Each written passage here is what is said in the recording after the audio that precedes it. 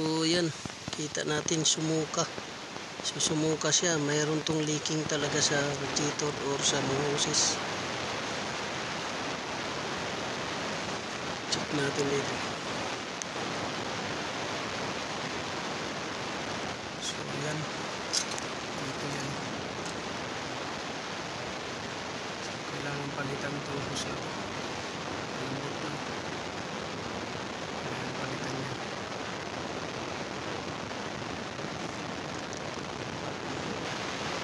So dyan nagliliking. Kaya tumataas yung pressure dahil dyan sa hose na yun. So kailangan palitan ito na hose. So dito, so far walang leaking dito, pero nagbabasa. Walang leaking siya pero nagbabasa yung radiator. Nagbabasa. Walang leaking pero nagbabasa. Daming spot.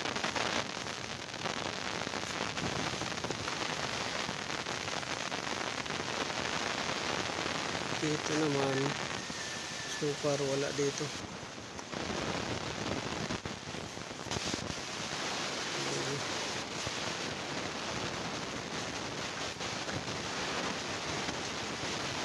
Diyan wala. Sa takip ay sa radiator cap wala. Ito. So far wala nang nakita tayo na leaking. So dito, doon sa baba na hose wala din. Sa reservoir wala din sinuskuka. Dito yung radiator lang nito nagbabasa.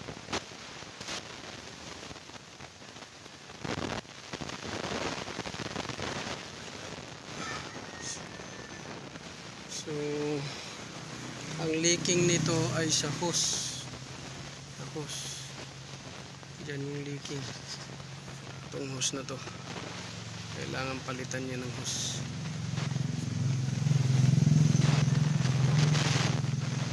Ayan. So dahilan ng minsan na guys nag-overheat or mataas yung temperatura ay minsan sa mga hoses. Sa mga hoses minsan may mga ano yan, leaking na liliit. Gaya nito. So pinandar natin to nung matagal, ayun, lumabas din. So yung customer nito, pinapaandar niya, hindi niya mahanap kung saan talaga nagli-leaking. Kasi dito sa radiator cap, hindi nagli-leaking. Dito rin sa hindi rin nagli-leaking sa reservoir. Tapos sa radiator wala siyang kita, pero sa nakikita ko may mga leaking na maliliit sa radiator. So dito confirm, ayun pumapatak nun sa ilalim. Kasi dati-rati to guys, yung problema nito dati-rati ay yung leaking na hindi mahanap. So ngayon nahanap na natin itong hose na to, may salarin yung hose na yan. So pag pinalitan ng hose yan, ayusin natin hanggang doon sa may thermostat housing. So yun, ayun kitang kita, bumulok siya dyan sa hose. So palitan natin. So yun lang. Marami minsan na nagme-message sa akin, sinasabi hindi nagbabawas ng tubig pero mataas temperatura.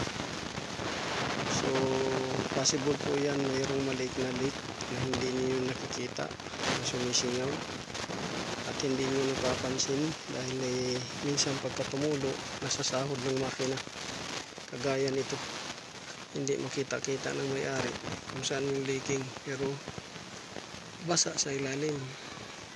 So doon pala gumagapang sa hose hanggang doon sa engine block. So yun lang guys. Ganun lang. So pinaandar natin to para ma-prove natin kung may leaking o wala. So na-prove na natin na may leaking talaga dito sa upper hose. So yun. God bless. Maraming salamat. Sana'y nakatulong sa inyo guys. At pasensya ninyo kung maingay minsan yung ano natin video. Sana malinaw.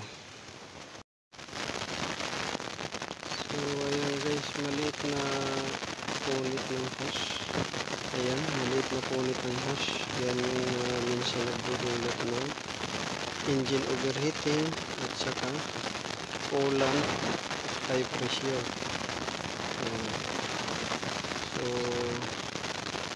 ano natin ito kung aabot pa ba ito. Ayan. So aabot pa naman. Uusog lang natin yung konti siguro para magawa natin ito. Kasi yung problema, wala tayong available na hose dito ngayon. So gagawin na lang natin is magawa tayo ng remedyo para mapagana natin dahil walang hose na available tayo na ganito kalaki.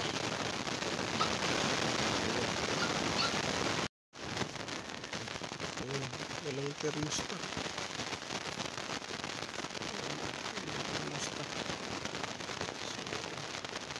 So lagay natin yung thermostat dito.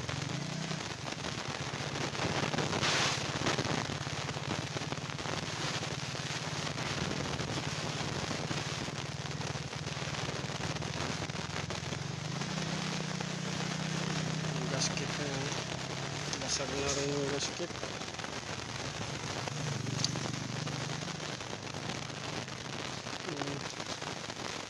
Basag na yung ano niya, basket na ginawa. Basket niya. Ang thermostat na lagay.